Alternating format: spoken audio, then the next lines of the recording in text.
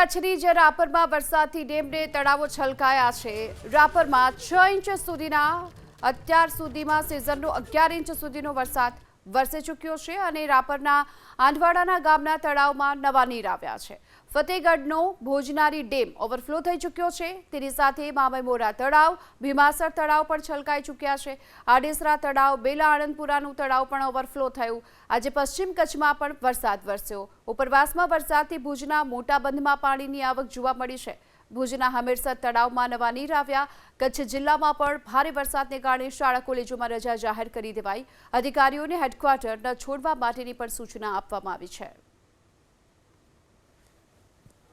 ભારે વરસાદ ટૂંક સમયમાં થવાને લીધે અમુક વિસ્તારોમાં પૂર જેવી પરિસ્થિતિ નિર્માણ થતી હોય છે। એની જ્યારે અમને વોર્નિંગ મળી છે ત્યારે સંબંધિત વિભાગો સાથે આજ સવારે મિટિંગ કરી લેવામાં આવી છે। ફિલ્ડમાં જે પણ અધિકારીઓ છે એમની તમામની જે રજાઓ છે એ પણ કેન્સલ કરી દેવામાં આવી છે અને જે પણ રિસોર્સિસ અમારી પાસે છે એનું મેપિંગ કરી અને તાત્કાલિક ધોરણે જરૂરિયાત પડે તો આપણે રિસોર્સને પહોંચાડી શકીએ એ પ્રકારનું આખું આયોજન અમે કરી લીધું છે।